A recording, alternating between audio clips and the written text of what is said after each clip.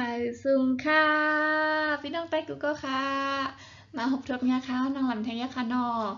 สั่งอยู่ดีกินหวานกันอยู่ค่ะแน่ค่ะได้อยู่ดีกินหวานอยู่ค่ะ Hello guys nice to see you again I hope you are doing amazing I'm so happy to see you today okay เอาค่ะอันตั้งสุดก่อนเท่าคาเตมาเห็นหูกว่าซ้ำกันในสังเสริมว่าคลิปนั้นมีพรดีตอนตัดพี่น้องใต้เขาไหนก็แค่เราอย่าไปลืมกดไลค์กดแชร์กดติดตามมันช่อง YouTube ค่ะสิกำคันเนาะค่ะมุงมองเปิดปันเองปันแห้งอยู่ค่ะโอเคเมื่อให้ค่ะเดมาเห็นหูกว่าซ้ำกันลองสังไหนก็เข้ามาด้วยกันค่ะเนาะ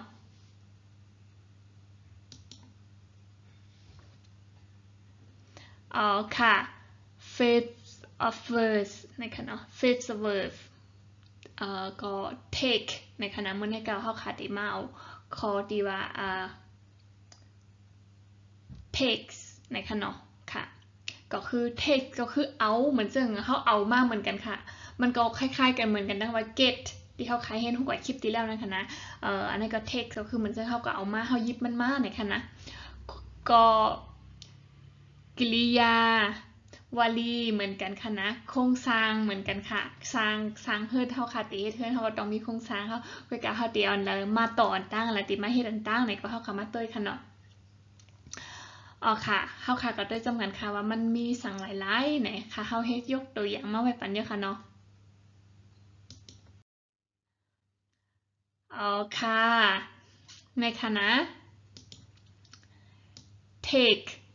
take ในคณะเนาะค่ะ over to away down care after off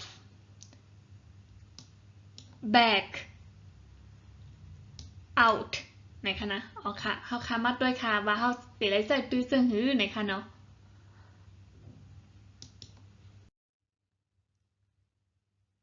อ๋อค่ะ take back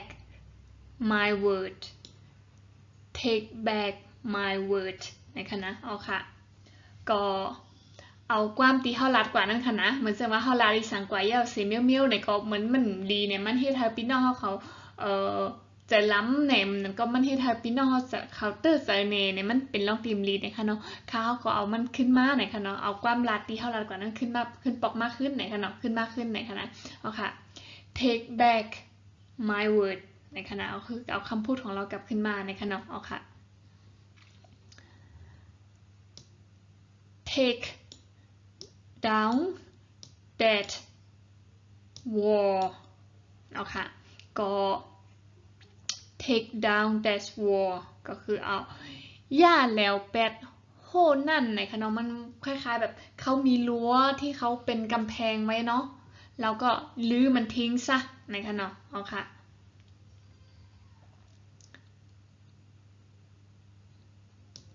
take out the food ในขณะ take out the food ก็คือเอาอาหารออกในขนมเหมือนเสื่อว่าเขามีอาหารอยู่ในตู้เย็นแน่เขามีไว้สีตีนึงแน่เขาเด็กกินข้าวเนี่ยก็อีสังเสมว่าขนมหมายถึงว่าเขาเอามันออกกว่าเขายิบมันออกกว่าในขณะ take out ในขณะ take out the food ในขณะเอาค่ะก็เหมือนเสื่อว่าพอเขาเด็กกว่ากินข้าวในร้านเนี่ยเขาก็กินข้าวในร้านให้ก็เดี๋ยวเขาจะสั่งมื้อเฮือนเนี่ยกันเนาะเขาก็ร้านอาหารนะก็take out the food ก็คือเขาเอาอาหารในมื้อเฮือนเขากับเขาในมื้อเฮือนกันนะทำกินดีไหนเนี่ยตัวบอกว่าเส้นไหนกันนะ take over the shop ในคณะ take over the shop ในคณะก็หมายถึงว่าร้านของเขาเนี่ยค่ะเนาะถูกเซ้งไปเนี่ยนะเปิ้นมีก้นดีเปิ้นเดมา take over ก็คือมีก้นดีเปิ้นเดมาเซ้งร้านต่อจากเจ้านายเก่าของเราเนี่ยค่ะเนาะมันจะว่าร้านเขาอยู่เล่มคือเงามันเด็กเจ๊งเอาว่าเนี่ยก็เปิ้นมีก้นดีเปิ้นสนใจที่เปิ้นมีเงินเปิ้นก็มาซื้อร้านเขากว่าต่อแทงกำนึงเนี่ยค่ะนั่นขนาดเนาะมันจะมาเซ้งร้านของเราไปเนี่ยค่ะเนาะเอาค่ะซื้อร้านของเราไปนั่นแหละแต่ว่าเขาค่ะก็เปิ้นก็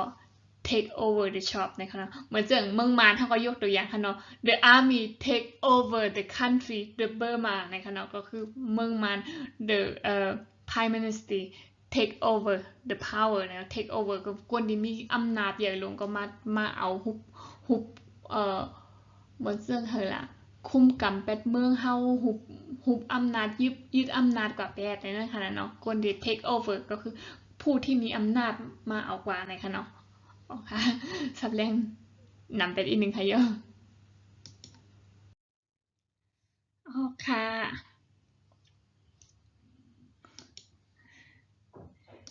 take off your shoes ในขณะ take off your shoes ก็ถอดแคปตีนถอดซอกตีนออกในขณะเอาค่ะถอดรองเท้าออกนะคะพอเวลาเขาเด็กเข้าเฮิร์นเนี่ยค่ะเนาะเขาก็ต้องถอดออกก่อนที่เขาเด็กเข้าหน้าเฮิร์นค่ะนะ take care of someone take care of someone ในคณะเอาค่ะอย่างเช่น my sister take care of our parents ในคณะน้องสาวของฉันดูแลครอบครัวของเราในคณะดูแลพ่อดูแลแม่คณะน้องสาวเขาลุ่มลาปอลุ่มลาเมในคณะเนาะค่ะ take to somewhere take to somewhere ก็คือเอากว่าตีเลยตีนึงในขณะมีใครบางคนพาเราไปที่ไหนที่นึงแต่เขาไม่บอกว่าเขาจะพาเราไปที่ไหนนะคือไม่รู้คือเขาไม่บอก take to somewhere ในคณะเอาค่ะ take after my father take after my father ก็เหมือนซึ่งหนังว่าค่าตัวเหมือนปอเฮาในขณะตั้งตัวเหมือนปอตั้งเฮ็ดตั้งสร้างตั้งละจ้างจานหน้าตาก็เหมือนปอในขณะเหมือนเสื่องว่ามันง่ายเต๊ะๆว่าง่ายปอลีน่ะในนั่นนะคะเนาะเอาค่ะดูเหมือนพ่อการกระทำทุกสิ่งทุกเหมือนหน้าตาการกระทำเหมือนพ่อในขณะ take away my heart take away my heart ก็คือเอาหัวใจเฮากว่าในเนาะเอาหัวใจเกากว่าในขณะเอาหัวใจฉันไปในคณะเอาค่ะ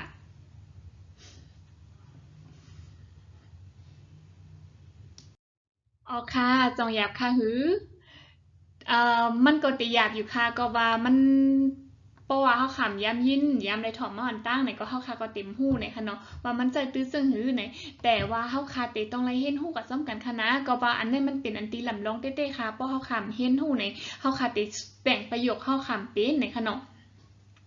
ก็ว่ามังเมี่ยวมังอันในตีเปิ้นลาดมาในป้อห่อมเขาเสอป้อห่อมปองเสอว่าเปิ้นปองว่าหังมันหมายถึงเจ้าหือใน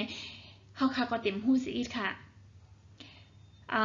อันที่เฮาคาเฮ็ดออกมาในก็เปว่าคาพี่น้องใต้เฮาไหลฮู้ว่าการเจ้าโครงสร้างมันในการแต่งประโยคมันเป็นเจ้าหือในค่ะเนาะเตไหลฮู้กว่ากันเตไหลฮู้กว่าซ้อมกันค่ะนะวนมาคลิปอันในมีผลดีตันตาพี่น้องใต้เฮาเขากูก็ค่ะ